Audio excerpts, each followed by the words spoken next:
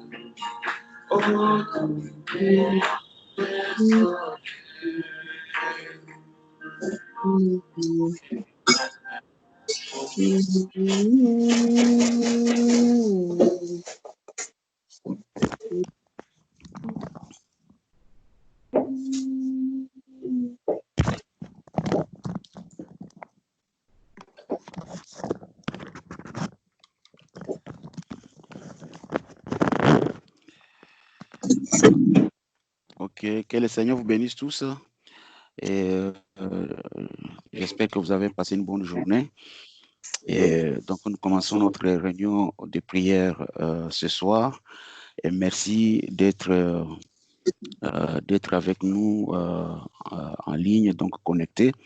Donc, les circonstances font que c'est le seul moyen que nous avons pour pouvoir donc faire nos réunions et comme partout ailleurs, tous les croyants, tous les chrétiens s'efforcent pour rester en contact par ces moyens. Donc nous remercions le Seigneur de nous avoir donné ce temps de pouvoir encore être ensemble et de pouvoir prier. Et avant de faire ma petite exhortation et de lire dans la parole, je vous avais demandé de prier pour le frère Edmond, donc que certains d'entre vous connaissent et qui était venu quelquefois à l'église. Donc il est ici sur Mélan, à Paris, enfin dans la région ici. Et donc il est encore à l'hôpital, il est encore dans le coma. Mais les médecins disent que ça va de mieux en mieux. Il ne fait plus de fièvre. Je ne sais pas quoi encore, il y a des choses comme ça qu'on m'a dit, mais il est encore dans le coma parce qu'il n'a pas encore repris à respirer par lui-même. Il respire par les machines. Donc, continuons à prier pour lui. Le frère Alexis est toujours à l'hôpital lui aussi, d'après les dernières nouvelles. Il est aussi à l'hôpital aussi dans le coma. Donc, nos prières, toujours que nous puissions penser à lui quand nous prions. Bon, je n'ai pas encore appelé le pasteur Faustin pour savoir l'évolution parce que quand je l'ai appelé la dernière fois, vu comment il respirait un peu difficilement, donc je pense que la chose à faire, c'est continuer à prier pour lui, continuer à prier pour sa femme et pour qu'il puisse sortir de l'hôpital. Et quand vous priez, priez pour tous les frères parce que les nouvelles que j'apprends, beaucoup de frères ont été frappés par la pandémie, hein, par l'épidémie ou par la pandémie, hein, dans notre région, peut-être chez vous aussi, et aussi dans d'autres pays, surtout aux États-Unis. Donc, nous ne connaissons pas peut-être leurs noms, nous ne les connaissons peut-être pas, mais mentionnons chacun d'eux, hein, dans nos prières pour que le Seigneur leur soit miséricordieux. Donc, j'ai appris, je n'ai pas encore appelé le pasteur Peniel, mais j'ai appris que il y a un des frères de son église qui était hospitalisé, qui est décédé, je crois, hier, je pense. Hein, et un autre qui est encore à l'hôpital. Donc, vous voyez que nous avons vraiment pas mal de sujets à porter dans nos prières. Que Dieu puisse consoler les cœurs pour ceux-là qui nous ont quittés, les cœurs des familles, les cœurs de leurs parents, de leurs enfants. Et donc, tout cela, c'est vraiment des sujets de prière pour chacun de nous. Et que Dieu aussi puisse donc prendre soin de nous autres, qu'il nous garde en bonne santé et qu'il nous protège, qu'il puisse vraiment être notre bouclier et pour nos frères, nos sœurs qui se lèvent le matin, qui sortent pour aller au travail, qui sont en contact avec des gens, on ne sait pas comment. Donc, vraiment, ça doit être notre sujet de prière. Parce que quand moi j'apprends que tel est malade, et je me demande comment il a pu contracter la maladie, ça peut être juste une petite imprudence où tu ne sais pas, tu as touché à quoi, tu as fait quoi et tout ça. Et donc, vraiment que le Seigneur puisse nous garder et nous protéger dans cette situation. Donc, nous allons courber nos têtes. Nous allons commencer par un mot de prière avant de lire la parole de Dieu. Seigneur Dieu notre Père, nous courbons nos têtes devant toi. Nous te rendons grâce et nous te remercions, Seigneur Dieu, pour un moment comme celui-ci, Père, que tu nous permets encore, Seigneur Dieu, d'être ensemble et que nous puissions partager ce moment ensemble dans la prière, autour de ta parole, par une exhortation. Seigneur Dieu Tout-Puissant, c'est quel moment merveilleux comme nous le disons, Père, que nous puissions nous voir les visages les uns des autres et surtout, Père, que nous soyons ces peuples qui portent le poids ou le fardeau les uns des autres et que, Seigneur Dieu, nous puissions vraiment dans nos cœurs penser à chacun de nous dans ces situations difficiles.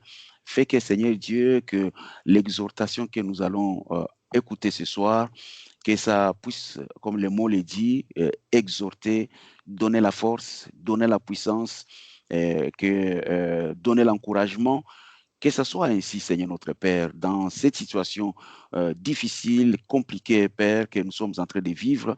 Je pense, Seigneur notre Dieu, exhorter quelqu'un, lui donner le courage, lui donner de voir que Dieu est capable de tout, lui donner de voir que tout ce qui arrive, Dieu est sous contrôle et que tout concourt au bien de chacun de nous.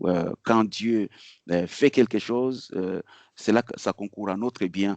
Seigneur Dieu, je pense que c'est quelque chose de très important, Père. Aide-nous, Seigneur notre Dieu, sois avec nous, Père, et surtout, Seigneur Dieu, que tu puisses retenir notre attention, Père. Retenir notre attention, Seigneur Dieu, sur cette petite exhortation, Père, afin que nous puissions bénéficier, Père, que nous puissions recevoir vraiment la puissance, la force, le courage, Père, après avoir écouté, Père, et surtout de savoir que Dieu peut tout, de savoir que tout concourt au bien, de savoir que rien ne peut nous arriver si Dieu ne le permet, et que Seigneur Dieu Tout-Puissant, en cela, Père, nous puissions, après cette réunion, Père, nous relever, nous mettre debout et ne pas craindre, ne pas avoir peur, et que nous puissions savoir que tout concourt au bien de notre Dieu, que lui, il est notre bouclier, il est notre forteresse. Seigneur Dieu Tout-Puissant, c'est ce que nous voulons dans cette petite rencontre ce soir. Nous nous confions à toi, nous nous remettons entre tes mains, Père. Nous prions, Seigneur Dieu Tout-Puissant, dans nos maisons, là où nous sommes, que le Saint-Esprit soit présent, Père. Que, Père éternel, tu retiens les enfants tranquilles, afin que les parents puissent suivre, que rien ne puisse les distraire, que rien ne puisse les amener ailleurs, mais que, Seigneur, nous soyons fixés, Seigneur Dieu, à ce que le Saint-Esprit va nous dire, à cette réunion, Père, pour que nous soyons des bénéficiaires. Seigneur Dieu Tout-Puissant, nous nous remettons entre tes mains. Nous prions, Seigneur Dieu, véritablement que tu parles. Tu parles à tout un chacun, Seigneur. Tu sais, quand tu inspires quelque chose, tu sais pourquoi tu le fais et tu sais à qui tu veux t'adresser, Seigneur. Laisse que, Seigneur Dieu Tout-Puissant, que chacun de nous, Père, puisse avoir sa part ce soir. Alors que, Père éternel, nous t'invoquons et que nous te prions de oindre mes lèvres qui vont parler, de oindre chacun de nous, Père, et que, Seigneur Dieu, puisse nous conduire, nous diriger, Père, dans cette petite réunion. Nous nous confions à toi, alors que, Père, nous nous remettons entre tes mains au nom de Jésus-Christ. Amen. Et donc, pour notre exhortation ce soir, nous allons prendre dans Matthieu, Matthieu chapitre 4. Donc, nous avons 3-4 écritures que nous allons lire dans la Bible.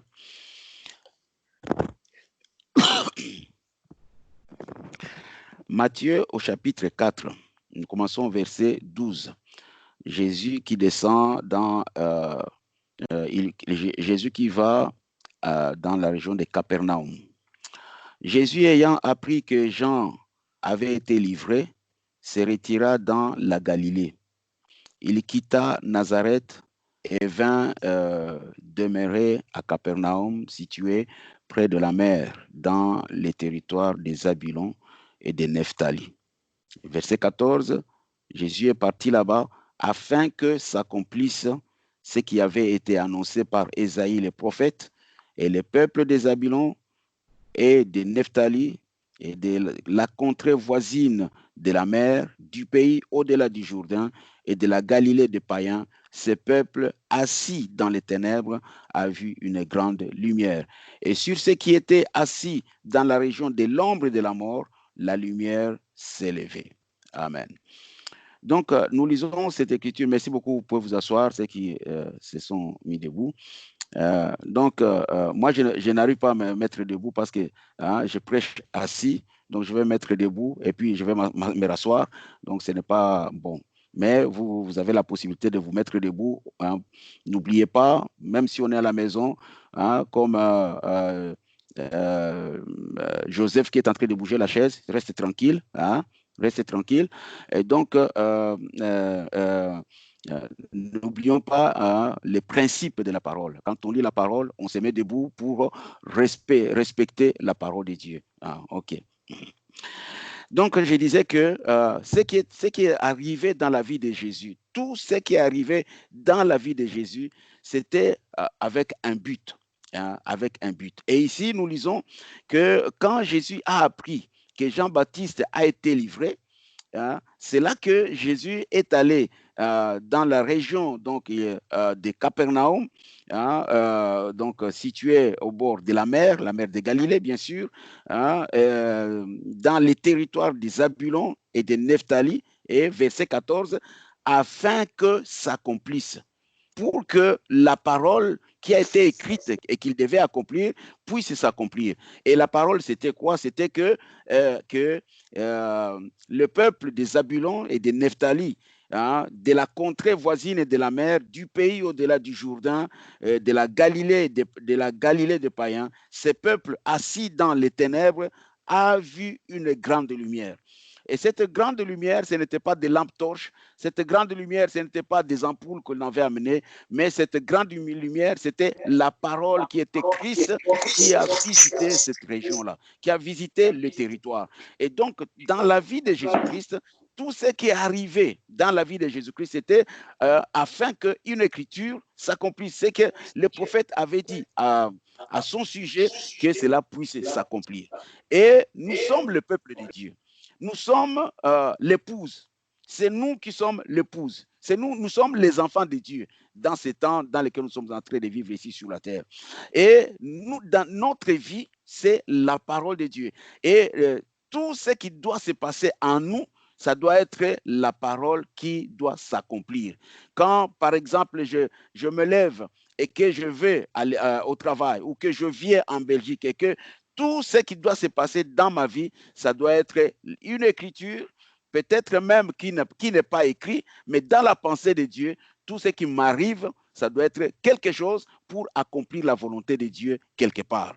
Et c'est là que nous pouvons aller dans Jean chapitre 9, dans l'évangile de Jean au chapitre 9, les premiers versets, juste que vous puissiez prendre vos Bibles parce que j'ai dit nous avons 4 écritures que nous allons lire dans la Bible. Dans l'évangile de Jean, chapitre 9, le premier verset, il est écrit, Jean a écrit ceci: Jésus vit en passant un homme aveugle de naissance. Ses disciples lui posèrent cette question: Rabbi, qui a péché, cet homme ou ses parents, pour qu'il soit aveugle? Un homme né aveugle, et les gens se questionnent, et les gens se posent la question: sera-ce parce que il avait péché? Sera-ce parce que ses parents avaient péché?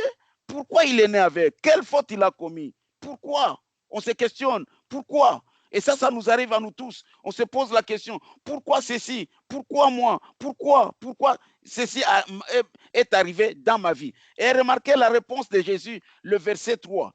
Jésus répondit: ce n'est pas que lui ou ses parents aient péché, mais, écoutez, c'est afin que les œuvres de Dieu soient manifestes ou manifestées en lui.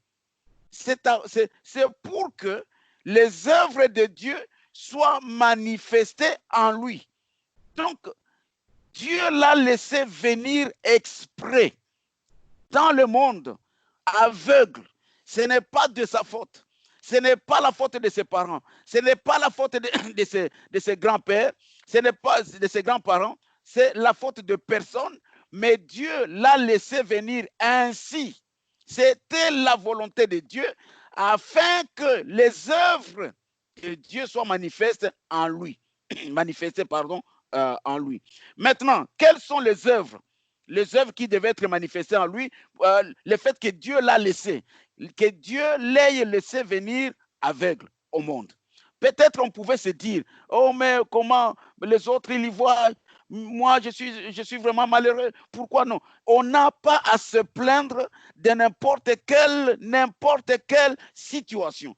Parce que les choses qui arrivent, c'est afin que les œuvres de Dieu soient manifestées en nous. Il y a des choses qu'on ne peut pas comprendre, mais Dieu lui-même, c'est ici, personne ne le savait, personne ne pouvait le comprendre. Alors les gens ont questionné Jésus quand ils l'ont vu, en lui disant: pourquoi il est né aveugle? Et c'est de sa faute. Mais il est déjà, il est venu au monde aveugle. Et en plus de cela, est-ce que c'est ses parents? Non, il ne s'agit pas des parents, il ne s'agit même pas de lui, personne. Mais c'est Dieu qui l'a amené au monde aveugle afin que les œuvres de Dieu se manifestent en lui. Verset 4. Il faut que je fasse, il faut que je fasse. Tandis tandis qu'il est jour, les œuvres de celui qui m'a envoyé. La nuit vient où personne ne peut travailler, ne peut travailler. Pendant que je suis dans le monde, je suis la lumière du monde. Et après avoir dit cela, il cracha à terre. Il fit de la boue, avec sa salive, puis il appliqua cette boue sur les yeux de l'aveugle et il lui dit, va et lave-toi au réservoir de Siloé. Cela signifie donc la piscine de Siloé. Il y alla, se lava et s'en retournant, voyant clairement. Ses voisins et ceux qui auparavant l'avaient connu comme un mendiant disaient, n'est-ce pas là lui qui se tenait assis et qui mendiait? Les uns disaient, c'est lui. D'autres disaient, non, mais il lui ressemble. Et lui-même disait, c'est moi. Ils lui dirent donc, comment tes yeux ont-ils été ouverts? Remarquez un peu comment les œuvres de Dieu devaient être manifestes en lui. Comment tes yeux ont-ils donc été ouverts? Il répondit, l'homme qu'on appelle Jésus a fait de la boue, a oint mes yeux et m'a dit, va au réservoir de Siloé et lave-toi. J'y suis allé, je me suis lavé et j'ai pu voir. Et il dit, où est cet homme? Il répondit, je ne sais pas. Il menèrent vers les pharisiens, celui qui avait été aveugle. Or, c'était un jour de sabbat que Jésus avait fait la boue et lui avait ouvert les yeux. De nouveau, les pharisiens lui demandèrent comment il avait pu voir. Et il leur dit, il a appliqué de la boue sur mes yeux et je me suis lavé et je vois. Sur quoi quelqu'un des pharisiens dit, cet homme ne vient pas de Dieu, car il n'observe pas le sabbat. D'autres dirent, comment un homme pécheur peut-il faire tel miracle? Il y a une division parmi le peuple. Donc, vous voyez que Dieu, il a laissé venir pour que les œuvres de Dieu soient manifestes en lui. Donc, il est né aveugle, il vient au monde aveugle pour que Dieu lui-même encore, il vienne derrière, il le guérisse afin qu'il reçoive la gloire.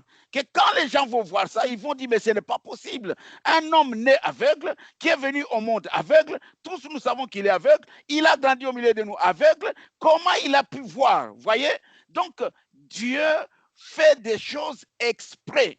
Et c'est nous, comme nous sommes des hommes, nous sommes limités, comme on dit, nous ne voyons pas plus loin que, que notre nez ou à la limite de la vision de nos yeux. Nous allons maintenant commencer à nous plaindre, nous allons commencer alors à nous, même des fois même on va maudire Dieu, au lieu de laisser Dieu accomplir ses œuvres. Vous savez, ce qui nous arrive, Dieu le sait. Dieu n'est pas surpris. Parce que Dieu, s'il ne sait pas ce qui nous arrive, alors il n'est plus Dieu. Parce que Branham nous a appris, Dieu est infini. Et le fait d'être infini, cela veut dire il connaît toutes choses. Avant qu'un événement n'arrive, lui, il voit déjà. Il sait ce qui va arriver. Et donc, si par exemple quelque chose arrive, m'arrive, ou comme celui-ci est né aveugle, c'est que Dieu connaît. La seule chose que nous devons faire, c'est rester confiant en Dieu, en sachant que ma situation est sous contrôle.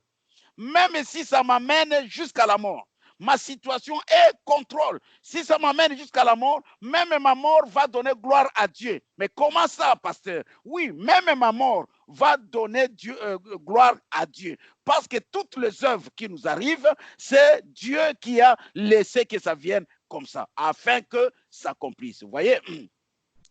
Et tournons les pages dans Jean chapitre 11. Donc, on voit cet homme né aveugle, qui est venu au monde aveugle, et quand on demande à Jésus, c'est afin que les œuvres de Dieu soient manifestées en lui. Vous voyez, mais personne ne le savait, ni ses parents qui l'avaient mis au monde, personne ne le savait. Vous voyez, c'est Jésus qui a dit que non, il est venu comme ça.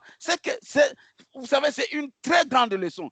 Il est venu comme ça. Dieu a laissé qu'il vienne comme ça parce que Dieu voulait que ses œuvres soient manifestes en lui. Et ici, nous allons lire une histoire où maintenant là, il est bien dit qu'il a laissé la situation comme ça. Et Dieu savait que c'était comme ça. Et il dit même, que c'était bien même que je ne sois pas là. Mais comment? Dans Jean chapitre 11, Hein, nous lisons aussi à partir du verset, du premier verset. Il dit, il est parlé de Lazare. Et nous connaissons tous Lazare qui est l'ami de Jésus, n'est-ce pas? Hein, qui était imprimeur et qui habitait même chez Jésus. Mais un jour, une fois, Jésus a quitté la maison parce que Frère Anam nous dit que parce que il devait aller évangéliser, il devait apporter l'évangile ailleurs. Et donc Jésus a quitté la maison. Et quand Jésus a quitté la maison, Lazare est resté tombé malade. Mais Jésus, quand il est parti, il savait ce qui allait venir dans la maison. Au chapitre 11, il y avait un homme malade, Lazare, de Béthanie, village de Marie et de Marthe, sa sœur. C'était cette Marie qui oignit de parfum le Seigneur et qui lui essuya les pieds avec ses cheveux. Et c'était son frère Lazare qui était malade. Les sœurs envoyèrent dire à Jésus, Seigneur, voici celui que tu aimes est malade. Hein? Voici celui que tu aimes est malade. Et elle s'attendait à ce que quand Jésus va attendre ça, ton ami, celui que tu aimes, hein, donc il va rentrer, hein, il va vite venir avant qu'il ne meure, avant que ça s'aggrave.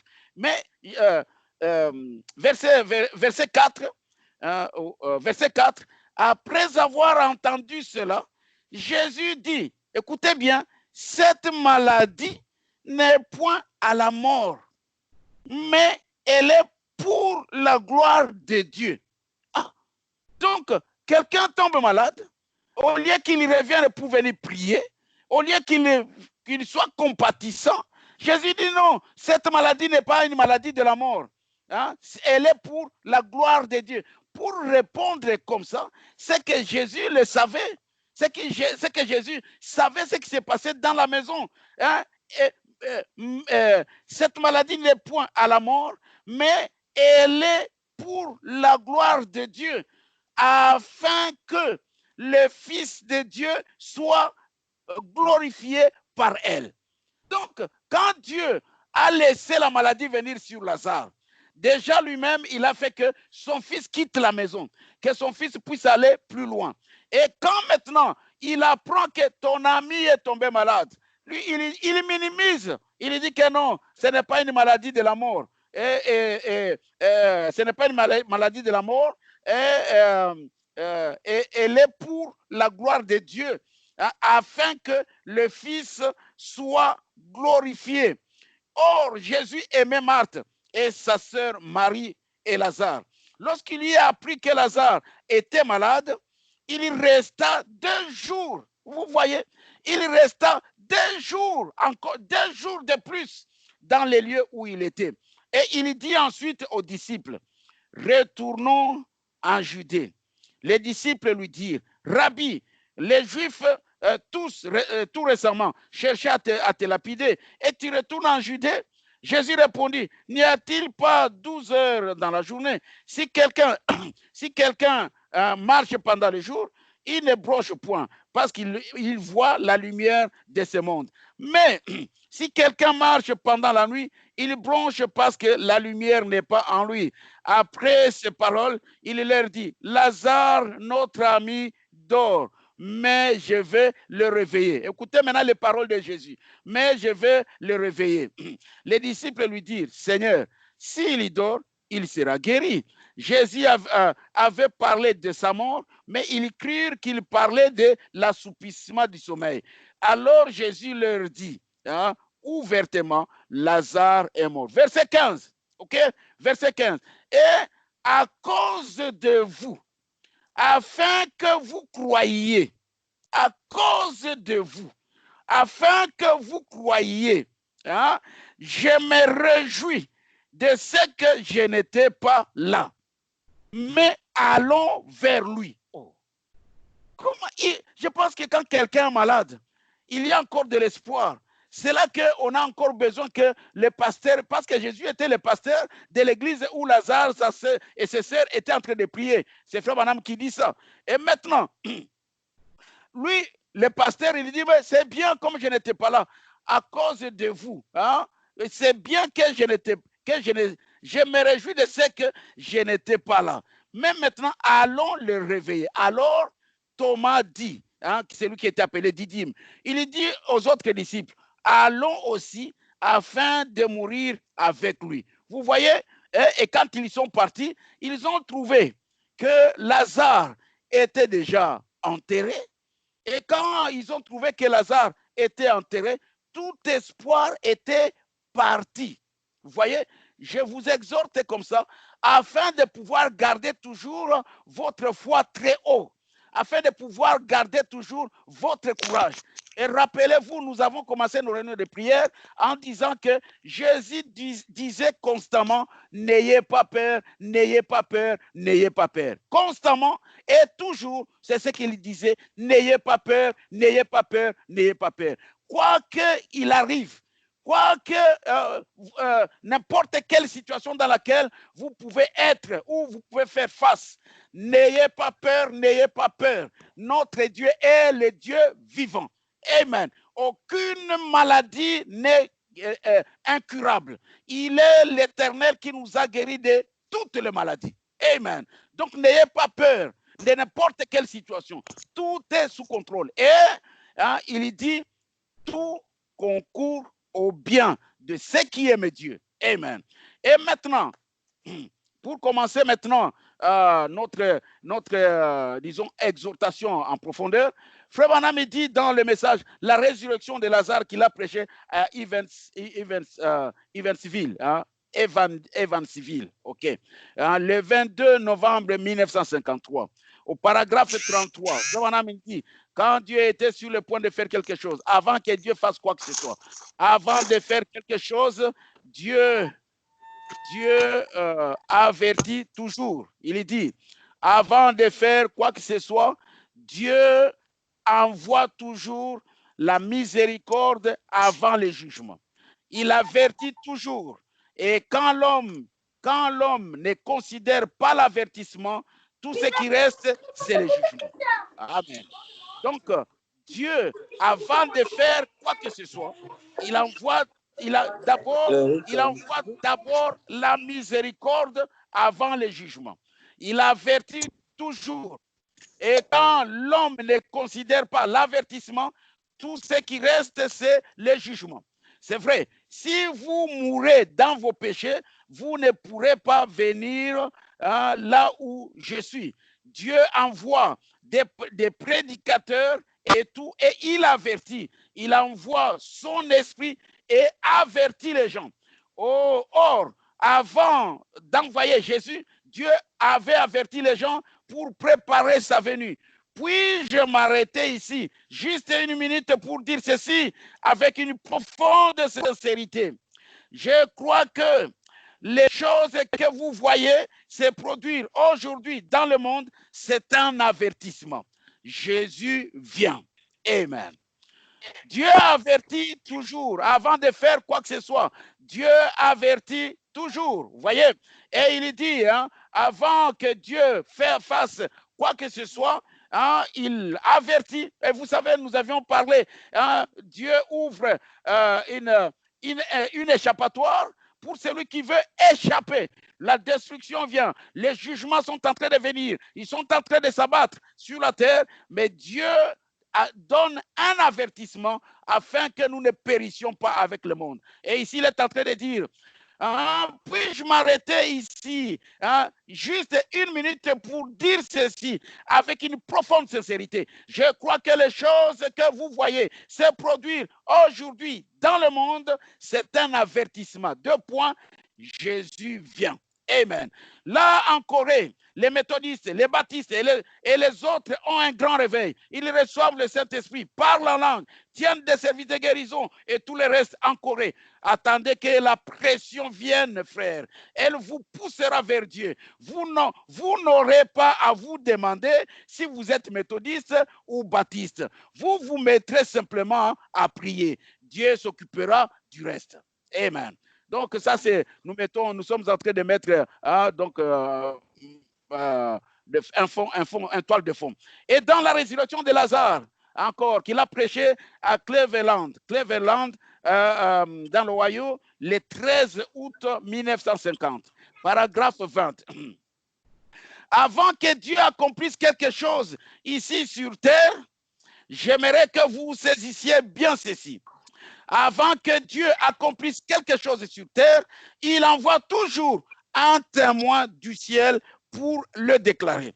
Eh bien, avant la naissance de Jésus, eh bien, Dieu a envoyé un témoin pour la circonstance. Les signes, les prodiges de sa venue ont commencé à apparaître juste comme ils apparaissent encore aujourd'hui, hein, pour servir de témoignage de sa seconde venue. Vous voyez, les signes et les prodiges. Il n'y a jamais eu un âge dans tous les âges de l'Église qui ait produit ce que cet âge est en train de produire maintenant, car la venue du Seigneur est proche. Comme nous avons parlé des poteaux indicateurs, n'est-ce pas, qui nous montrent à quel niveau nous sommes arrivés dans notre marche. Amen. Hein, vous le croyez, n'est-ce pas? J'espère bien que vous le croyez. Oui, et nous nous approchons du temps de la fin de l'histoire de ce monde lorsque Jésus reviendra. Amen. Et paragraphe 21, remarquez donc des signes. Des signes commencèrent à apparaître. Il y eut un homme du nom de Zacharie. Sa femme était Élisabeth. Ils étaient des justes, des saints, observant d'une manière irréprochable tous les statuts et toutes les ordonnances de Dieu. C'est le genre de foyer qu'il nous faut avoir. Amen. Un foyer qui observe les ordonnances, un foyer qui observe les statuts, un foyer qui observe la parole de Dieu. Hein? Ils étaient justes. Ils étaient juste des saints, observant d'une manière irréprochable tous les statuts et toutes les ordonnances de Dieu. C'est le genre de foyer qu'il nous faut. Au lieu de cela, aujourd'hui, nous avons dans l'Église, nous avons tout sauf la sainteté et la justice.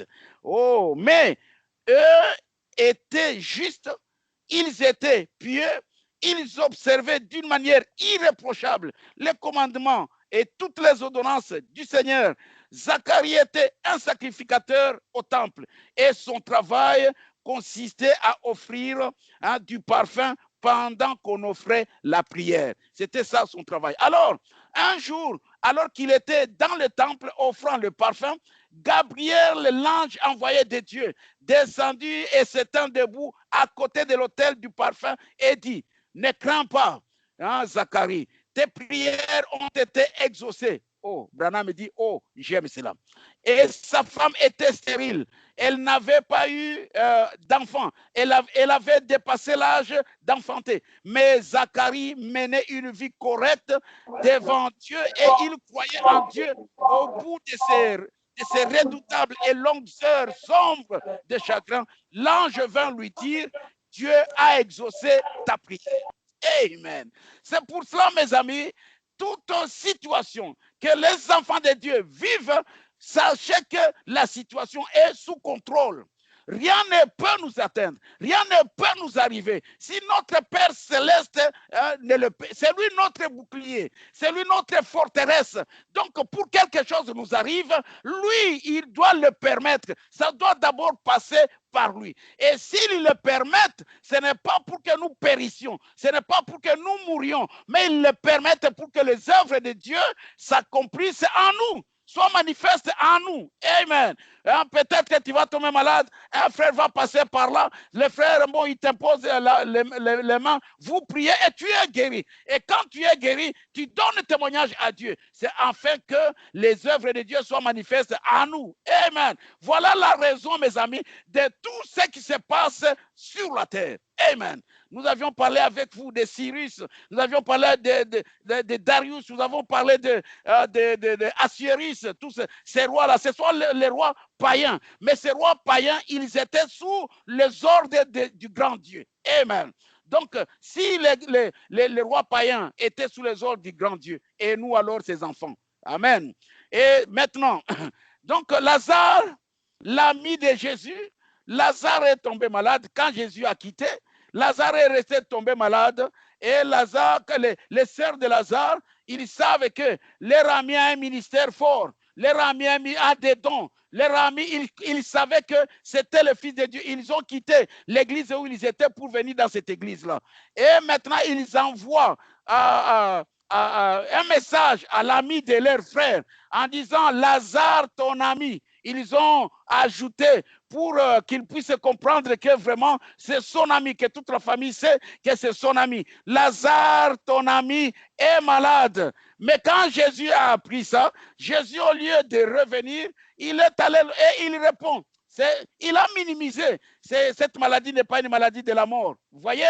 Hein? Et c'est arrivé afin que le Fils de Dieu soit glorifié. Amen. Mais Lazare ne le savait pas. Marthe ne le savait pas. Marie ne le savait pas. Mais lui, il le savait.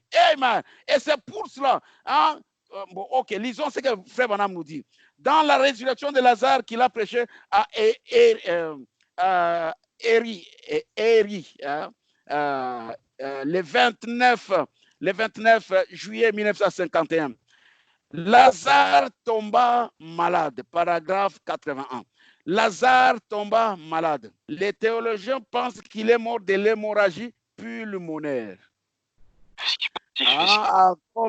Comme nous, avec la pandémie ici, c'est les germes qui entrent dans les nez, ainsi de suite, qui passent par la bouche et qui passent par les yeux aussi, des choses comme ça, et ça descend dans la gorge, et puis ici, aussi longtemps que ce n'est pas arrivé dans les poumons, ce n'est pas encore, mais quand ça arrive dans les poumons, ça devient grave. D'après, c'est que, maintenant, il faut les machines, il faut ceci, on ne sait plus respirer, patati et patata. Lazare, d'après ce qu'on dit, d'après ce que les historiens ou les théologiens disent, serait mort de l'hémorragie pulmonaire.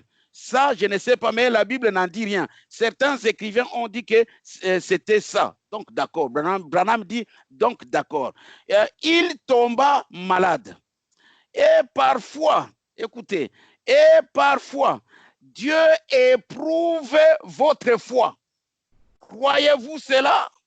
Chaque fils qui vient à Dieu doit être éprouvé. Ne trouvez-vous pas étrange les épreuves ardentes qui arrivent, car cela n'est fait que pour perfectionner notre foi. Amen. Cela n'est fait que pour perfectionner notre foi. Vous approchez davantage. Cela est plus précieux pour vous que de l'or. D'accord? Amen. Donc, ne paniquez de rien. Amen. Sachez que toute situation est sous contrôle. Et Dieu sait pourquoi. Ça arrive à tel. Pourquoi frère Alexis est à l'hôpital après avoir prêché chez nous? Pourquoi ça lui est arrivé? Pourquoi tel? Pourquoi pasteur Faustin? Dieu sait. Donc il n'y a pas de panique. Amen. C'est dur, mais c'est ça la vérité. Si nous croyons Dieu.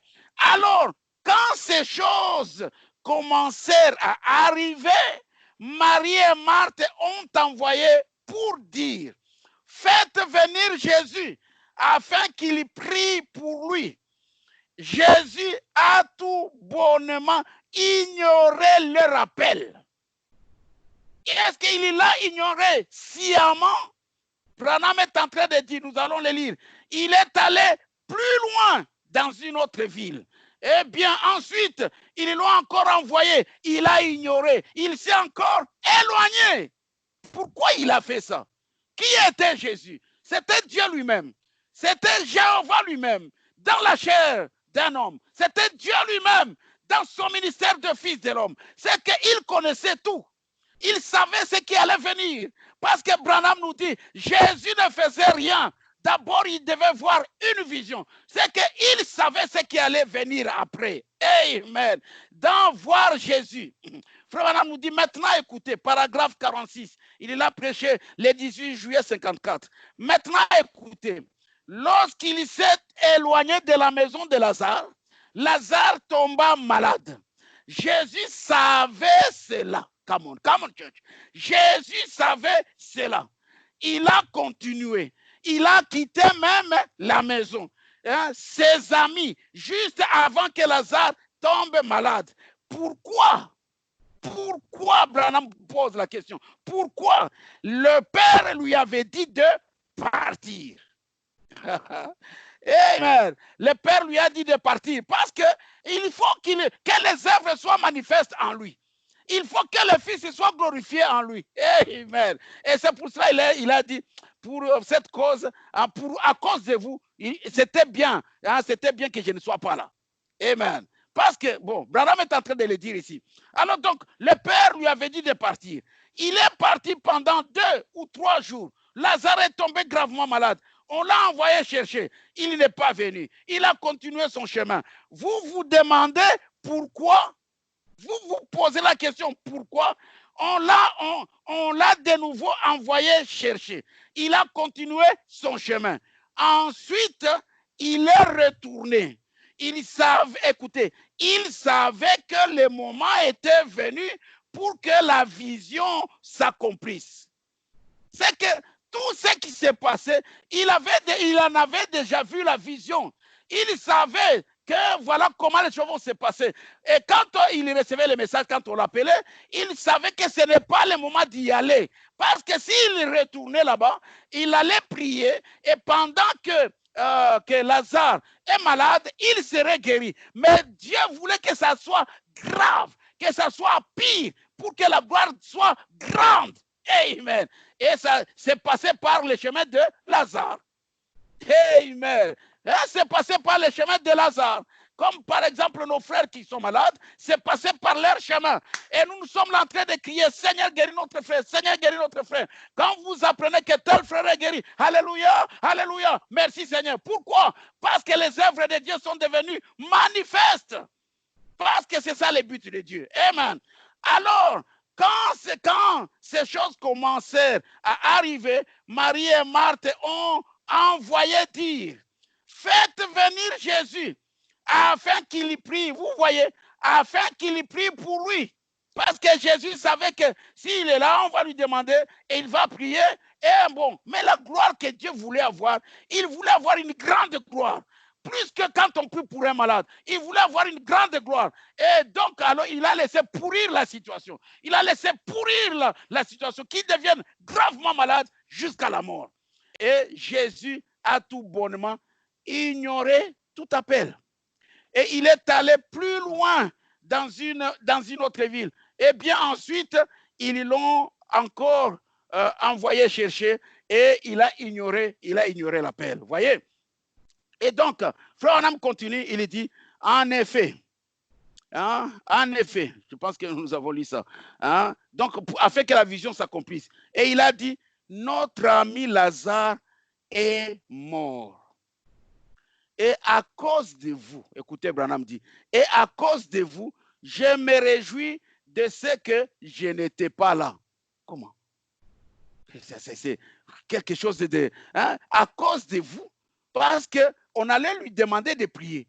C'est pour ça qu'il dit, à cause de vous, je me réjouis de n'avoir pas, été là. En effet, les gens allaient dire, oh Seigneur, viens les guérir, viens les guérir. Mais Jésus n'a pas voulu aller. Il s'est simplement éloigné pour éviter qu'on coupe la vision au milieu. Alors, il s'en est éloigné. C'est la raison pour laquelle il avait quitté la maison de Lazare. Parce qu'il savait ce qui était en train de venir. Et il a dit, à cause de vous, je me réjouis de ce que je n'étais pas là. Mais écoutez, Branham dit, mais je veux le réveiller. Amen.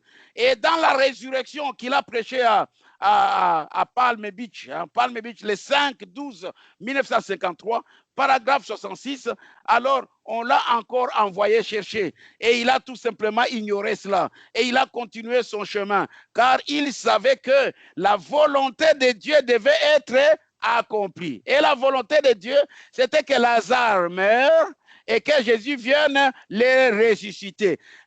Toute chose concourt au bien de ceux qui aiment Dieu, n'est-ce pas? Gardez votre cœur en ordre avec Dieu, tout le reste ira bien. Amen. Toute chose concourt au bien de ceux qui aiment Dieu, n'est-ce pas? Gardez votre cœur en ordre avec Dieu et tout le reste ira bien. Amen. Et quand il dit toutes choses, ce n'est pas certaines choses. toute chose, c'est toute chose, n'est-ce pas? Et Branham continue dans « Cherchez Jésus ». Allez chercher Jésus. Paragraphe 43. Il a prêché le 28 février 54. Oh, regardez Lazare, son ami. Pourquoi Jésus s'était-il levé et avait subitement quitté vite la maison de Lazare? Pourquoi il avait quitté subitement vite la maison de Lazare? Y avez-vous déjà pensé? Pourquoi était-il parti? Lazare est tombé malade. Jésus s'est levé et est parti. Et je me demande pourquoi. Amen, amen. Et rappelez-vous, c'était l'hémorragie pulmonaire. Et Jésus s'est levé, il est parti. Hein? Lui qu'on appelait un guérisseur. Il s'est levé et il est parti. On a envoyé le chercher pour venir vers son ami. Il est simplement allé de l'avant. Il est allé de l'avant pendant plusieurs jours. Et peut-être, peu après, il s'est retourné vers ses disciples et a dit, notre ami Lazare dort et nous allons partir le réveiller. En d'autres termes, il est mort. Voyez? Hein, dans le langage, il est mort, n'est-ce pas? Et il a dit, à cause de vous, je me réjouis de ce que je n'étais pas là, mais je vais le réveiller. Dieu lui avait dit avec exactitude le nombre de jours qui passeraient avant que Lazare meure. Voyez? Hein, il est donc revenu pour la résurrection. Parce que dans le plan de Dieu, c'est là que je dis, il y a même des choses que nous vivons et qui ne sont pas écrites, mais des choses qui sont dans les pensées de Dieu. Et Dieu sait pourquoi si, pourquoi si, pourquoi ça. Nous, peut-être, nous sommes ignorants, mais Dieu contrôle toute la situation. Et comme Dieu contrôle toute la situation, il nous dit, mon fils, ma fille, hein, sois calme, la situation est sous contrôle. Il est notre bouclier, il est notre forteresse. Rien ne peut nous arriver, mes amis, rien ne peut nous arriver. Si 10 000 tombent à gauche, 10 000 tombent à droite, toi reste tranquille. Regarde à Dieu, attends-toi à Dieu. Dieu est plus que capable, n'est-ce pas? Dieu est plus que capable. S'il veut que personne ne tombe malade, personne ne tombera malade. Hein? Mais ces choses arrivent non pas pour nous punir, non pas parce que nous n'avons pas le Saint-Esprit, non pas parce que ceci et cela, c'est pour que les œuvres de Dieu soient manifestes. Amen. La seule chose que nous restions toujours avec notre foi élevée, croyant que Dieu est plus que capable. Vous savez, même ceux qui sont en train de mourir, ce n'est pas une surprise pour Dieu. Dieu les savait dès avant la fondation du monde. Quand il a fait tout son programme, quand il a fait tout son plan, Dieu savait. Parce que Dieu, ce n'est pas comme un être humain. Nous sommes surpris. Ce qui va se passer demain, nous ne savons pas. Mais Dieu, il sait, il connaît toutes choses. Hein? Vous savez que Frère Wana me dit que il est omnipotent. Il est omniscient, n'est-ce pas? Il est omniprésent. L'omniscience fait de lui omniprésent. Il est un Dieu infini. Infini, cela veut dire qu'il connaît toutes choses. Avant que l'événement arrive, lui, il connaît déjà. Comment ça va finir, il connaît déjà. Il peut vous dire ce qui va arriver, ainsi de suite. C'est comme hein, vous vous asseyez devant votre télévision, vous êtes en train de regarder un film que quelqu'un d'autre a déjà regardé, et lui, il va vous dire, ah, après cette action ici, il va aller tirer la maison. Voilà l'action qui va suivre. Parce que lui, il a déjà vu le film. Et Dieu, il a les films de la vie de tout un chacun. Il connaît ce qui va arriver, combien d'années tu vas passer sur la terre. Il connaît, Dieu n'est pas surpris. Et un Dieu comme ça, nous devons lui faire confiance. Amen. N'est-ce pas? Je pense bien, ok? Donc, à cause de vous, je suis heureux de n'avoir pas été là, n'est-ce pas? Et pourquoi? Parce que les gens allaient lui demander qu'il prie. Les gens allaient lui demander, ton ami Lazare, il est alité là-bas, il est gravement malade, mais va prier pour lui. Mais il a quitté la maison. Je vais répéter un peu cette écriture. Dans Chercher Jésus, au paragraphe 43, le 28 février 1954 au soir, Frère Branham dit ceci, son ami Lazare est tombé malade. Pourquoi Jésus s'était-il levé et avait subitement quitté vite la maison de Lazare. Hein, il avait quitté subitement vite la maison de Lazare. Y avez-vous déjà pensé? Pourquoi était-il donc parti? Lazare est tombé malade, Jésus s'est levé et est parti. Je me demande pourquoi. Hein, alors qu'un guérisseur, comme on l'appelait, il s'est levé et il est parti. Il s'est levé, il est parti. On a envoyé le chercher pour venir vers son ami. Il est simplement allé de l'avant. Il est allé de l'avant pendant plusieurs jours. Et à peu près, et peu après, il s'est retourné vers ses disciples et a dit, notre ami Lazare dort. En d'autres termes, il est mort. Et il a dit, à cause de vous, je me réjouis de ce que je n'étais pas là, mais je vais le réveiller. Dieu lui avait montré exactement, avec exactitude, le nombre de jours qui passeraient avant que Lazare meure. Et il est revenu pour la résurrection. Et alors, quand il s'est tenu à la tombe de Lazare, écoutez, il a dit, Père, je te loue de ce que tu m'as toujours, tu m'as déjà exaucé. Mais c'est à cause de ces gens qui se tiennent ici que j'ai dit cela. Vous voyez, Dieu lui avait déjà montré. Amen.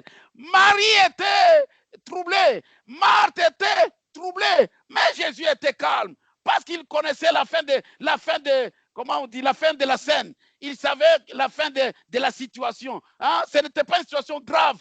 Et quand Jésus a dit, où est-ce que vous l'avez mis? Non, mais on l'a déjà enterré là-bas, ça fait 4 jours. Et Jésus qui demande, allons-y, amenez-moi là. Hein? On dit, mais maître, ça, il sent déjà mauvais. Il a déjà, son corps est déjà décomposé. Et c'est là que Jésus s'est retourné. Je suis la résurrection. Je suis la vie, n'est-ce pas? Parce que il est revenu pour la résurrection, pour que Lazare, peu importe les vers qui ont rongé son corps, Dieu avait prévu ou programmé que Lazare soit ressuscité afin que s'accomplisse ce qui était dans la pensée de Dieu. Amen. Allons vite pour pouvoir terminer. Dans le message, je sais, paragraphe 28, Frère Branham dit, dans l'une des Écritures dans la Bible, il est écrit ceci, les épreuves nous arrivent et elles sont plus précieuses pour nous que de l'or, que l'or même. Car Dieu qui nous envoie ces épreuves, car c'est Dieu qui nous envoie ces épreuves. Après que nous sommes devenus sa propriété, notre confession, notre baptême, notre promesse de vivre pour lui, alors chaque épreuve qui nous arrive est destinée à nous rendre parfaits pour sa gloire. Chaque épreuve est destinée à nous rendre parfaits pour sa gloire. Amen. Ah, pourquoi il est né aveugle? C'est pour que les œuvres de Dieu soient manifestes. Pourquoi Lazare est mort? Ah, pourquoi il est malade? Bon, ce n'est pas une maladie de la mort. C'est pour que le Fils de Dieu soit glorifié. Est-ce que vous me comprenez? Il dit, c'est pour nous amener au niveau où Dieu peut devenir plus réel pour nous qu'il ne l'a été avant que l'épreuve vienne. Amen. Voilà la raison de tout cela. Pour nous amener à un niveau où Dieu va devenir beaucoup plus réel pour nous avant que l'épreuve vienne. Amen. Je voudrais donc me joindre ce matin à Job, par exemple. À Job, pour dire que j'ai vécu assez longtemps pour savoir que c'est la vérité. Je l'ai remarqué dans ma propre vie, que chaque fois qu'une situation grave survient, que je ne peux contourner, passer par-dessus ou passer par-dessous ou par-dessus cela, Dieu fraye une voie et en est glorifié. Voilà. Une épreuve vient. Je ne sais pas comment faire. À l'exemple de cette maladie, on ne sait pas comment faire. Il n'y a pas de médicaments. Il n'y a pas ci, il n'y a pas ça. Tout le monde est en train de trembler. Restez calme. On ne sait pas comment traverser.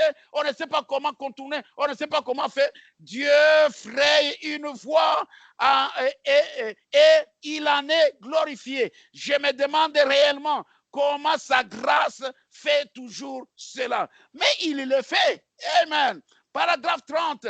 Et souvenez-vous que dans toutes ces choses, Satan essaye de nous rendre nerveux et de nous bouleverser et de nous amener à nous demander. Écoutez, quand la situation arrive, on panique, hein, on perd le contrôle. C'est Satan qui essaie de nous rendre nerveux, hein, de nous rendre nerveux, de nous bouleverser, de nous amener à nous demander, oh, mais pourquoi ceci est-il arrivé et pourquoi n'ai-je pas été comme ceci? Hein? Ça nous arrive, non? On se demande, pourquoi ceci m'est arrivé? Pourquoi? On n'a pas à demander pourquoi. Frère Branham dit, Dieu fait concourir cela exactement au bien. Pourquoi l'autre jour, ce précieux petit garçon était-il né de naissance? Était-il aveugle, né aveugle dès sa naissance? Écoutez, c'est afin que Dieu reçoive la gloire et qu'une ville soit secouée. Amen. Parce que quand cet enfant, comme nous avons lu, hein, a été guéri, remarquez, même les pharisiens, ils étaient secoués. Hein, les voisins, ils étaient secoués. C'est afin que la gloire de Dieu éclate, n'est-ce pas? Et il dit, certainement, Dieu sait ce qu'il fait. Dieu sait. Amen. Et c'est dans le message, je sais. Dieu sait. Et il nous met sur un tas de cendres pour nous montrer sa gloire. Amen. C'est un paradoxe. C'est bizarre, mais c'est comme ça que Dieu fonctionne. Ainsi, ce matin, je dis ceci, mes amis. Après 31 ans de ministère, après 31 ans de dur labeur dans les champs, je vais rendre mon témoignage à ce sujet. J'ai eu des déceptions. J'ai eu des moments où j'ai demandé des choses et pleuré pour des choses, supplié pour des choses, mais je ne les ai pas obtenues. Mais si je m'attends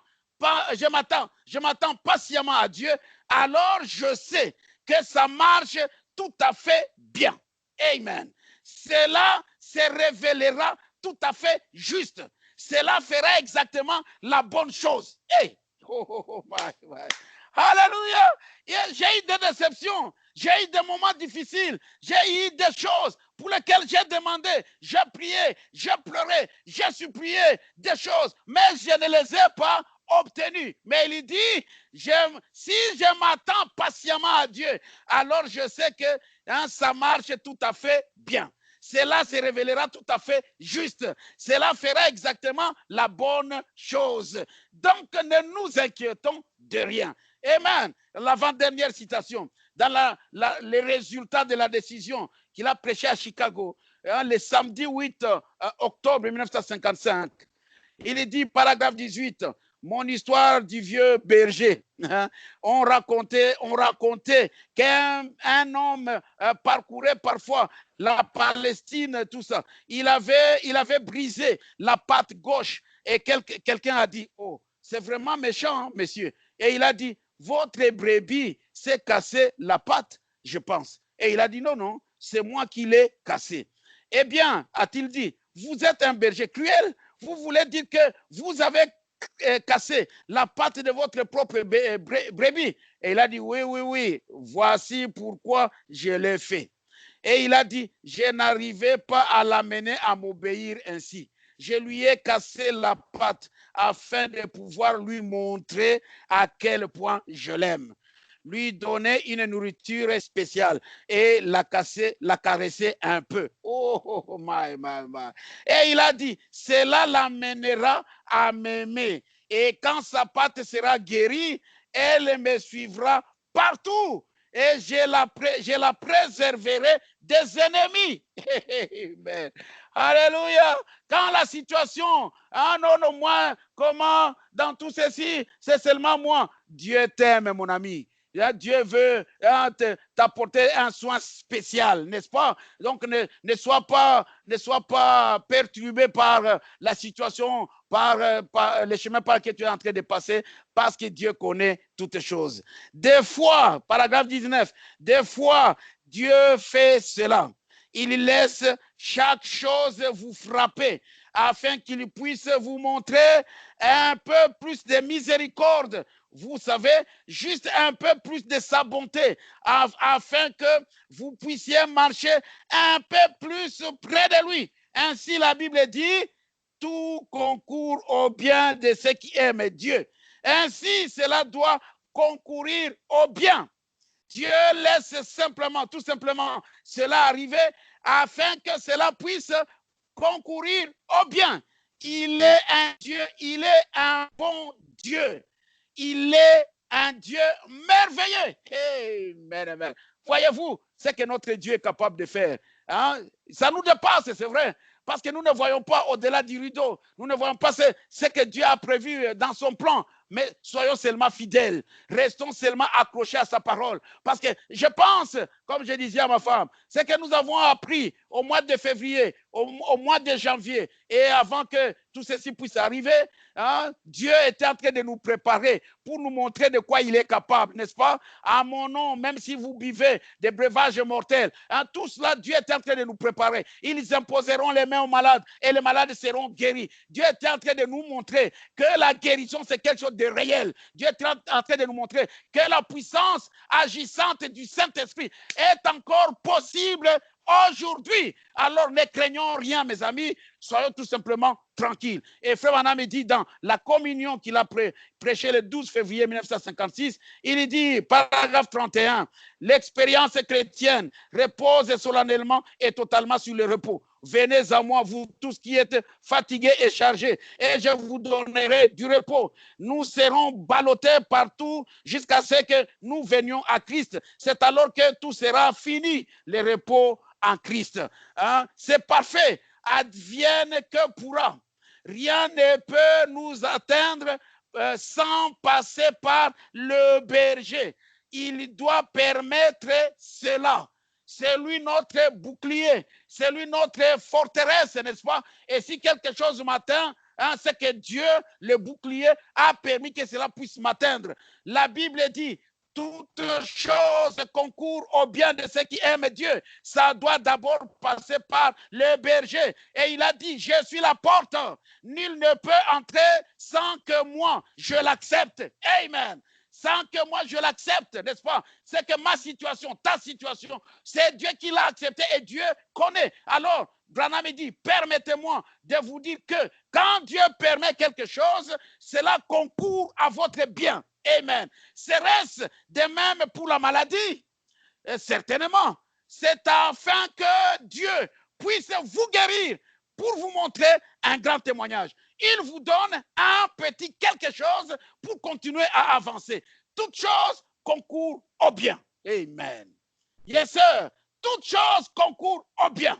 Même cette pandémie, les frères qui sont partis, Dieu a voulu qu'ils puissent partir parce que c'est lui la forteresse, c'est lui le bouclier. Ceux qui sont malades, Dieu a voulu que ce soit ainsi, afin que nous prions. Nous, notre charge, c'est de prier et que les œuvres de Dieu soient manifestes. C'est ce que Dieu cherche dans tout ce qui est en train de se passer. Et pour terminer, écoutez cette prière.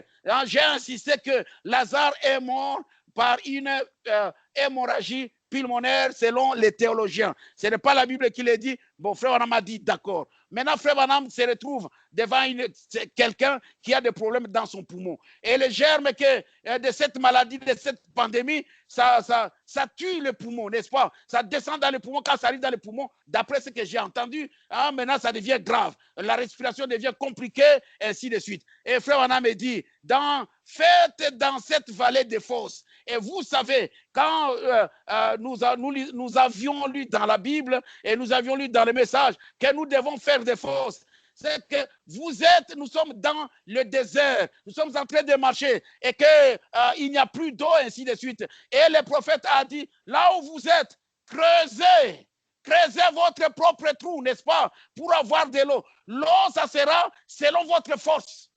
Amen. Selon votre force de creuser, vous allez rencontrer une vieille casserole. Vous allez rencontrer je ne sais pas quoi. Ne vous attardez pas là-dessus. Prenez la vieille casserole, jetez-la et continuez à creuser. Parce que vous avez besoin de l'eau. Et la quantité de l'eau, c'est selon votre force pour pouvoir creuser. Et dans ce message, au paragraphe 25, il dit, n'est-il pas merveilleux? Ayez foi. Croyez-vous que je suis son prophète, messieurs? Hein? L'eau coule sur la route ou quelque chose comme cela. N'est-ce pas vrai? Et c'est vrai, messieurs, c'est vrai. Juste ce qu'on ne peut pas comprendre, ça y est. C'est causé par une maladie des nerfs. Cela produit de l'eau dans les poumons. C'est une puissance démoniaque qu'un médecin ne peut jamais découvrir au monde. Et il ne peut rien faire comme cela. S'il avait quelque chose sur lequel il pouvait mettre la main, il aurait pu travailler. Mais je ne méprise pas le médecin, c'est un homme. Dieu l'a envoyé ici pour aider. Mais il travaille par la connaissance. Ceci est le Saint-Esprit. Voyez-vous, c'est le remède. Ceci est une cure. Voyez-vous, mais croyez-vous, acceptez-le comme votre guérisseur. Croyez que ces nerfs vont se calmer et que ces poumons vont s'élargir, être secs et devenir normaux. Croyez-vous cela? Avancez alors pour être béni. Écoutez maintenant la prière de Frère Branham. Dieu Tout-Puissant, Créateur des cieux et de la terre, toi qui as créé les poumons de cet homme ou de cette femme. Amen. Les poumons de cet homme. Comme tu as dit à Moïse qui disait, je ne parle pas bien. Tu as dit, qui a créé la bouche? Tu as mis des paroles dans sa bouche. C'est toi qui as créé son corps. Et Seigneur Dieu, qui suis-je pour le dire? Sachant que peut-être on est arrivé à l'heure où tout concourt pour le bien de ceux qui aiment Dieu. Amen. Ah, ceux qui sont appelés selon son dessein. Je te prie, oh Dieu, de tout mon cœur, de toute mon âme et de toute ma pensée, maintenant même, de laisser ta grâce guérissante venir sur cet homme et que cette maladie quitte ses poumons. Puissions-nous recevoir en retour son témoignage, comme quoi on n'en retrouve pas de traces. Amen, amen. C'est comme ça que nous devons prier pour nos frères. Les frères que vous avez entendus, les frères Alexis, je ne sais pas de quoi ils souffrent, les frères, tous ces frères-là, prions pour dire, Seigneur, si leurs poumons ont été atteints, Seigneur Dieu, comme tu as guéri, tu as ressuscité, celui qui était mort des poumons, maintenant cette maladie aussi touche le poumon. Seigneur, tu es le même Dieu. Guéris nos frères. Fais que leurs poumons redeviennent normaux. S'il y a quoi que ce soit qui ne va pas, les médecins travaillent par sa connaissance et ils font ce qu'ils peuvent selon leur connaissance. Mais toi, tu es au-delà. Tu es au-dessus. Alléluia. Tu es le remède même. Tu es le Saint-Esprit même. Descends dans les poumons et arrange tout ce qu'il faut arranger. Oh, car nous arrivons. Maintenant, on est arrivé à l'heure où tout concourt au bien de ceux qui aiment Dieu, ceux qui sont appelés selon ses desseins. Je te prie, Dieu, de tout mon cœur, de toute mon âme et de toute ma pensée, maintenant même, de laisser ta grâce guérissante venir sur cet homme ou sur cette femme et que cette maladie quitte les poumons et puisse-nous recevoir en retour son témoignage afin que d'autres voient ceci et voient ce que Dieu a accompli. Amen. Parce que tout ce qui arrive, c'est pour que Dieu manifeste ses œuvres et que la gloire lui soit donnée. Quand les gens vont apprendre, les gens vont dire, oh, votre Dieu, il est grand. Quand les gens vont apprendre, les gens vont dire, oh, votre Dieu, il est terrible, n'est-ce pas? Et puisse-t-il rendre témoignage comme quoi on n'en retrouve pas de traces. Et en parlant avec le médecin, il dira avec joie, j'ai fait confiance au Seigneur Jésus, le docteur, et voici ce qu'il a fait pour moi. Amen. J'ai fait confiance au Seigneur Jésus, voici ce qu'il a fait pour moi. Accorde-le au Dieu, afin que ce soit un témoignage pour le médecin. En fait, nous savons qu'il croit que c'est toi qui es le grand médecin. Il ne fait que travailler sous tes ordres et sous ta supervision. Oh Dieu, bénis notre frère ou notre soeur, bénis notre frère et guéris-le au nom de Jésus. Amen. C'est bien. Je crois, frère, que de tout mon cœur, que votre guérison est proche. Que Dieu vous bénisse. Amen. Voilà donc la prière que Frère Branham a fait pour cette personne qui était malade, hein, les poumons ne marchaient pas bien et il a prié. Et c'est cette maladie ici hein, qui entre dans les poumons et puis on ne sait plus respirer. Et maintenant, nous allons prier pour nos bien-aimés, pour le pasteur Faustin, pour sa femme, pour ses enfants, pour tous les frères, le frère Alexis, le frère Edmond, et tant d'autres, là en Belgique que vous connaissez, hein, en France ou aux États-Unis, je ne sais pas, que vous connaissez qui sont dans ces situations. Je ne sais pas, moi, dans mon cœur, c'est une charge que j'ai sentie dans mon cœur, que nous qui sommes épargnés, que Dieu nous a donné à être épargnés dans cette pandémie, que nous puissions prier pour les autres, que nous puissions nous assister dans les prières. Les frères qui vont à l'hôpital, qui travaillent dans les hôpitaux, les sœurs qui travaillent dans les hôpitaux, comme Sœur Fifi, comme tout le monde, Sœur Kabibi, tout le monde, c'est comme une armée, comme disons l'armée du Congo, hein, ils sont en guerre, et là en guerre, comme vous savez, le Congo ne donne pas des biscuits aux militaires et tout ça. Donc c'est la population qui amène maintenant la nourriture dans des seaux. Je pense que vous avez vu ça. Amène la nourriture dans les seaux pour nourrir les militaires. Donc nous sommes la population. Nous soutenons maintenant notre armée, la sœur Chantal, la sœur Divine, la sœur Ruth, la sœur Fifi, la sœur Yolande et tous les autres que je n'arrive pas à citer les noms. Donc, nous allons maintenant apporter notre contribution.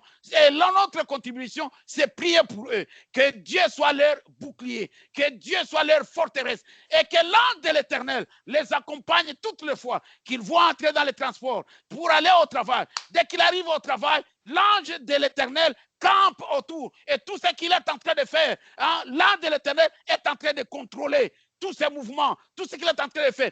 Et pas seulement ça, et qu'il bénisse les actes qu'il pose sur les patients, afin que leurs patients bénéficient d'être soignés par une fille de Dieu, par un fils de Dieu, et que, à cause de cela, que ces patients-là, qu'on n'apprenne pas qu'ils sont en train de mourir, mais qu'ils puissent bénéficier pour se relever. Et, vous savez, Joseph, fils de prospérité, n'est-ce pas? Quand il arrive quelque part, tout le monde est béni. Quand il arrive quelque part, tout le monde est béni. Et c'est comme ça que ça doit être pour les nôtres. Que le Seigneur vous bénisse. Nous allons maintenant incliner nos têtes dans la prière après cette exhortation. Amen. Oh, je l'aime. Oui, je l'aime. Parce qu'il m'a aimé et a donné sa vie pour moi. Ah,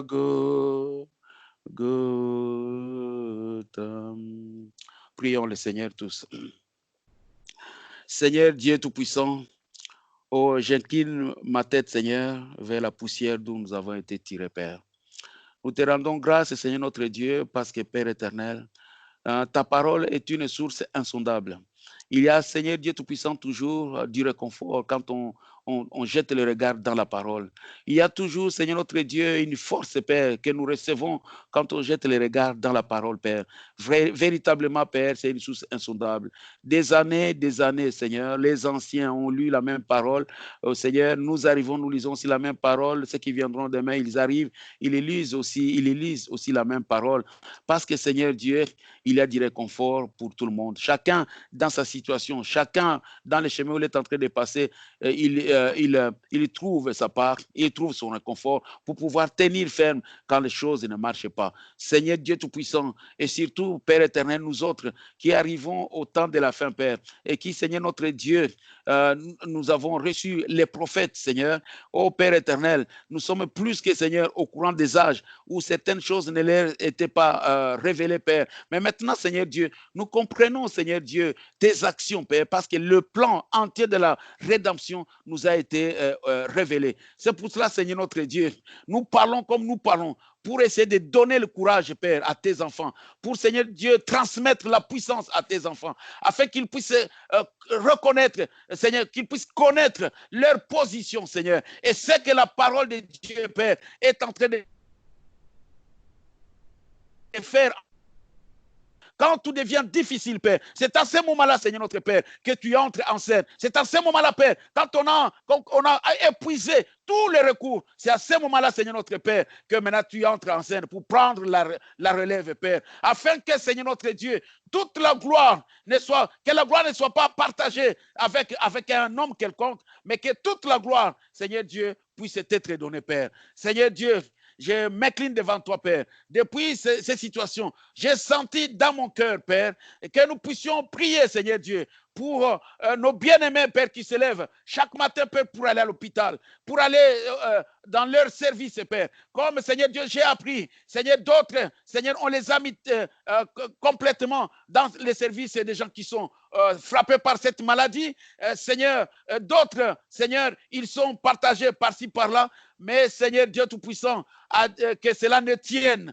Tu es notre bouclier, tu es notre forteresse et nous prions, Seigneur Dieu, pour nos frères, nous prions pour nos sœurs. Seigneur Dieu, que je cite tous les jours leur nom, Père. Oh Dieu Tout-Puissant, ce sont des hommes, ce sont des femmes, Père, à qui tu as donné les talents, à qui, Père, tu as donné, Seigneur Dieu, de pouvoir travailler dans ces milieux, Père, et que, Seigneur Dieu Tout-Puissant, pendant que cette pandémie, Père, est en train de faire rage, cette pandémie est en train, Seigneur Dieu, d'emporter beaucoup de gens, Père, nous prions, Seigneur Dieu, que tu prennes soin des nôtres, que tu prennes soin de nos frères, nos sœurs qui travaillent dans ce domaine, Père, que, Seigneur Dieu Tout-Puissant, ton ange les accompagne chaque fois qu'ils quittent leur maison, Père, que ton ange soit avec eux, Père, et que, Seigneur Dieu Tout-Puissant, tu les gardes. Père éternel, même ceux qui sont dans les milieux paramédicaux, Seigneur. Oh Dieu notre Père, ceux qui sortent le matin, ceux qui travaillent, même comme les frères Paul, comme les frères Élie et tous les autres qui sortent, Père, pour aller travailler. Ils sont exposés, Père. Ils rencontrent des gens. On ne sait pas comment, Père. Ils rencontrent des gens. Peut-être même sans protection, peut-être même sans ceci. Mais toi, tu es notre protection. Toi, tu es notre bouclier. Toi, tu es notre forteresse, Père, derrière laquelle, Seigneur, nous tenons pour nous protéger, Père. Garde, Seigneur Dieu, tes enfants. Garde ton peuple, Père. Et que, Seigneur Dieu Tout-Puissant, que tu ne permettes et que tu ne laisses personne, Seigneur Dieu, oh Père, être à découvert face, Seigneur Dieu, à cette maladie, Père. Protège les uns et les autres, Père. Et que, Seigneur Dieu, même leur famille, Père. Oh Dieu, j'ai prié pour leur famille. Je les remets entre tes mains, Père. Que tu les gardes, Seigneur Dieu. Que tu les protèges, Père. Seigneur notre Père, nous apprenons, Seigneur Dieu, que dans les milliers de frères, beaucoup ont été frappés, Père. Seigneur Dieu Tout-Puissant. Et je pense à ceux qui sont encore dans les hôpitaux, comme les frères Edmond. Comme je viens d'appeler, Père, on m'a dit que, Seigneur, ça s'améliore. Seigneur Dieu, nous voulons, Père, qu'il se réveille, Seigneur notre Père, et qu'il sorte, Père, de cet hôpital. Seigneur Dieu, que la santé lui soit encore une fois redonnée, Père. Nous prions de tout notre cœur, les réclamant, Seigneur notre Père. Nous demandons, Seigneur Dieu, leur guérison, Père. Le pasteur Faustin, sa femme et toute la famille, Seigneur. Nous prions pour eux, Père. Seigneur Dieu, toi qui as rétabli le pasteur, rétablis aussi sa femme. Oh Dieu, sois miséricordieux, Seigneur notre Père. Nous les réclamons, Père. Nous prions pour leur santé, Père. Nous prions pour leur guérison, Père. Seigneur Dieu Tout-Puissant. Nous prions pour les frères Alexis. Nous ne savons pas, Père. La famille ne veut pas que nous sachions. Mais toi, tu connais, Père. Car rien ne peut être caché, Père. Nous prions pour lui, Père. Seigneur Dieu, ton serviteur, il est venu, Père. Il nous a prêché la parole. Nous étions contents, Père. Seigneur Dieu Tout-Puissant. Nous avons encore besoin, Seigneur, qu'il revienne une autre fois, Père. Oh Dieu, réveille le Père. Oh Dieu, réveille le Père de ce coma, Père. Donne-lui, Seigneur Dieu, la bonne santé. Qu'il se réveille, qu'il se tienne debout, Père. Et que, Seigneur Dieu, si c'est cette maladie, Père, comme nous, le prophète vient de prier, Père, que ces poumons, Seigneur Dieu, oh Père, puissent être rétablis, que ces poumons puissent être normaux, Seigneur, que toute anomalie, que toute maladie soit, Seigneur Dieu, ôtée de ces poumons, Père. Que ça soit ainsi, Père, pour tous nos frères, pour toutes nos sœurs qui ont été, Seigneur, attaqués par ces démons, Père. Oh Dieu, guéris le Père, que leurs poumons, Seigneur Dieu, redeviennent normaux, Père, pour tout un chacun, Seigneur Dieu. Tu es le grand médecin, Père. Oh Dieu, tu n'es pas seulement le Dieu de loin. Tu es aussi le Dieu, tu n'es pas seulement le Dieu de près, mais tu es aussi le Dieu de loin, Père. Seigneur Dieu, que la puissance du Saint-Esprit, Père, puisse couvrir ton peuple, puisse couvrir tes enfants, Seigneur, là où ils sont, Seigneur notre Dieu. Oh Seigneur, nous courbons nos têtes, Seigneur, comme une armée, Seigneur, une armée d'un commun accord, d'un même cœur, Seigneur Dieu. Nous implorons ta grâce, Seigneur Dieu, pour toute la famille chrétienne.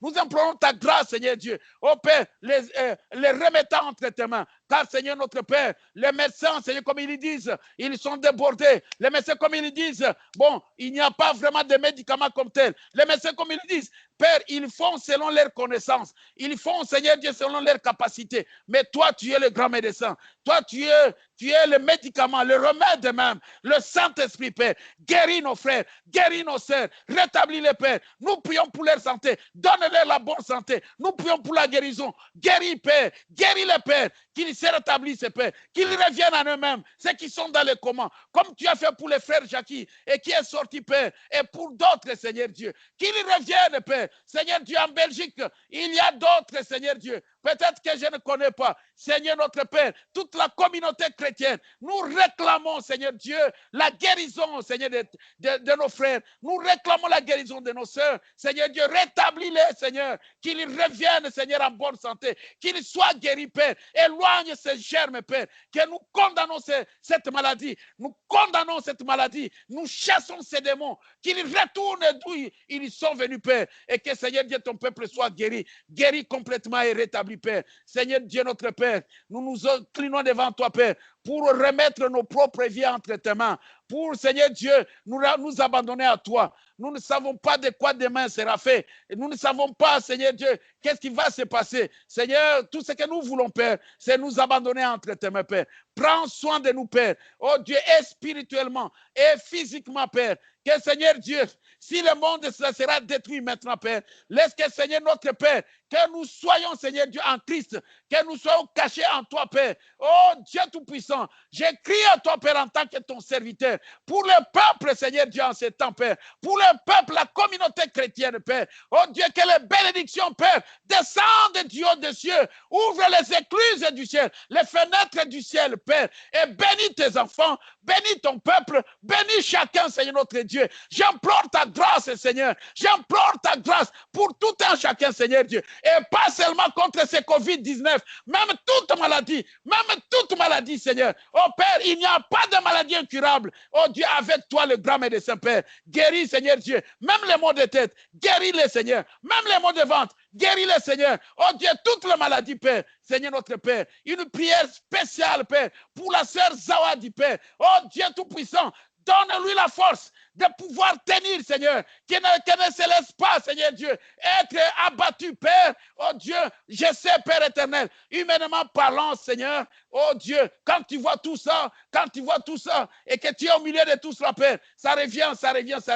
Ça fait des stress et tout. Mais Seigneur Dieu Tout-Puissant, donne la force, donne le courage, Père. Et surtout de savoir que Dieu est de notre côté, que l'ange de l'Éternel est dans les camps. Seigneur notre Dieu, il n'y a pas à avoir peur. Il n'y a pas à avoir peur. J'ai pris pour la sœur divine, Père. Seigneur Dieu Tout-Puissant, oh Dieu, de tout mon cœur, rétablis la paix. Donne-lui la force, Seigneur Dieu, que cette situation puisse passer, Père, et que, Père éternel, qu'elle puisse reprendre le travail. J'ai pris, Seigneur Dieu, pour la sœur Judith, Père. Oh Dieu Tout-Puissant, laisse que, Père, ta main puissante, qu'elle soit posée sur elle, Père, et que, Seigneur Dieu, tu puisses la rétablir. Garde-la, Père éternel, jusqu'à ce que, Père, les jours soient accomplis, Père. Seigneur Dieu Tout-Puissant, j'ai pris pour les uns et les autres, Père. Tu nous connais, Seigneur notre Dieu. Nous avons tous besoin de toi, Père. Nous avons besoin, Seigneur Dieu, d'un réconfort. Nous avons besoin, Père, oh Dieu, d'être encouragé, Père. Et c'est pour cela, Seigneur Dieu Tout-Puissant, j'interpelle le peuple et je dis, n'ayez pas peur, n'ayez pas peur,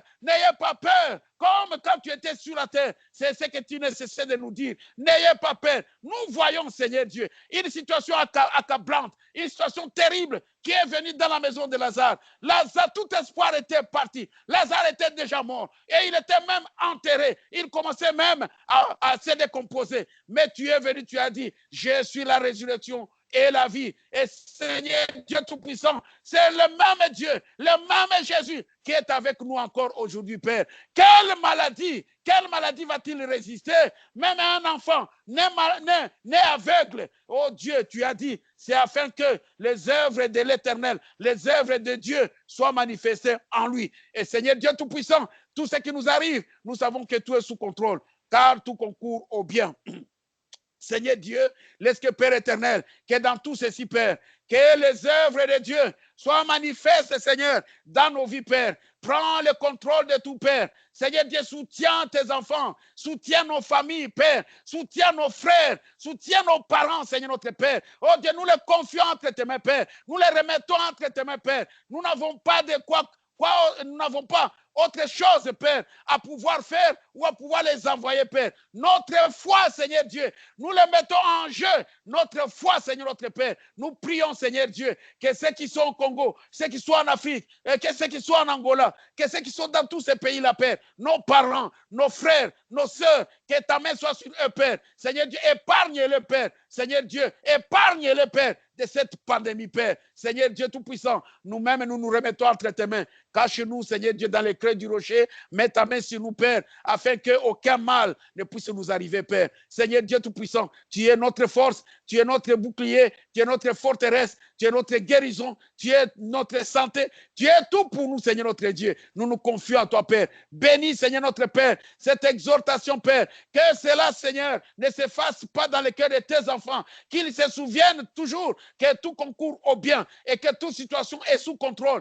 Comme au temps de Lazare, la situation est sous contrôle. Comme au temps de cet enfant qui était né aveugle, la situation est sous contrôle. Et Dieu, dans les camps, ne laissera que personne périsse. Mais il prend garde qu'aucun mal ne nous arrive. Tout ce qui nous arrive, c'est que c'est lui qui l'a permis. Ça doit d'abord passer par lui. Seigneur Dieu Tout-Puissant, nous nous inclinons, Père, implorant ta grâce, implorant ta miséricorde, demandant tes bénédictions, Père, que tu ouvres les écluses du ciel et là où nous sommes dans nos maisons, Père, que tu déverses tes bénédictions, Père. Nous nous abandonnons à toi, Père. Bénis, Seigneur Dieu, tes enfants qui ont pris leur temps, Père, pour rester avec nous, Seigneur Dieu, en ligne, Père, et écouter cette petite exhortation, Père. Laisse que, Seigneur Dieu Tout-Puissant, que cela puisse fortifier leurs âmes, que cela puisse les fortifier dans leur marche chrétienne et surtout dans ces moments difficiles que nous sommes en train de vivre. Père éternel, nous n'oublions pas la communauté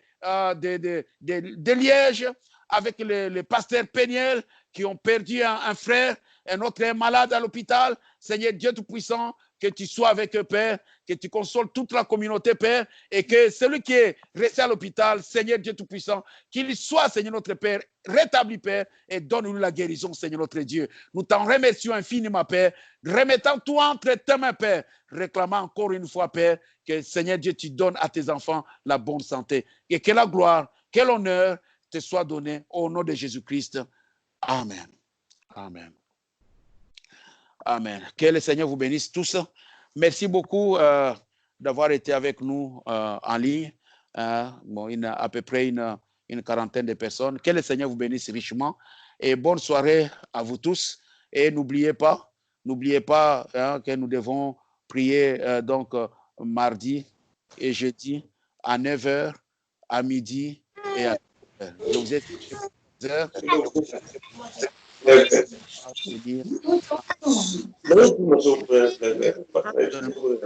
Cela dans mon cœur, pour joindre à que nous puissions prendre cela pour comment Dieu va cette situation. Shalom. Shalom. Shalom.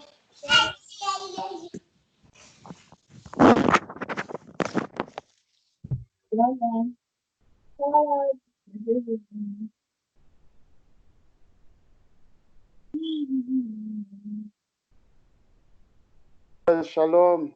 Sœur Fifi, shalom.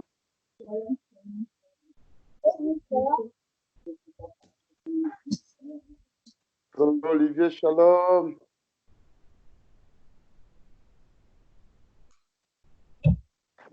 Shalom, shalom, Frère Yeli. Shalom, que Dieu te bénisse. Sœur Fifi, shalom, que Dieu te bénisse. Trésor, que Dieu te bénisse.